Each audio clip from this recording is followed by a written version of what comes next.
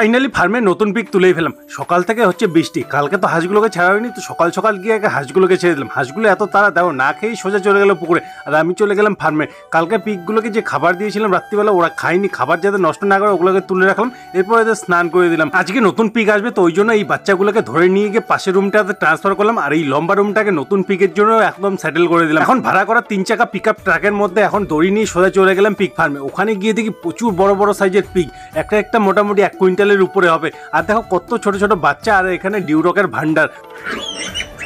এই বাচ্চাগুলো মাত্র কালকে জন্মেছে। ফাইনালি আমি একটা 65 কিলো ওজনের মেল আর 7 কিলো ওজনের একটা ফিমেল গাড়িতে লোড করালাম, আর গাড়ির সাথে আমিও চড়ে পড়লাম। ফাইনালি এখন এটাকে ফার্মে ঢোকাতে প্রচুর কষ্ট লেগেছে, কারণ বড় পিক। ফাইনালি এদের এখন স্নান করে দিলাম যাতে এদের গরমটা একটু কমে।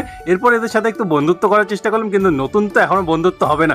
আর যেখানে যেখানে একটু ট্রান্সপোর্টের সময় কাটা গিয়েছে, তো ওখানে এই স্প্রেটা করে দিলাম। এরপর এদের ফাইনালি খেতে দিয়ে দিলাম, যেহেতু নতুন জায়গায় সেটেল হতে 2-3 দিন টাইম লাগবে। ভিডিও তোমাদের কেমন লাগলো কমেন্ট করে অবশ্যই জানাবে। তো দেখা হচ্ছে কাল, টাটা, বাই বাই।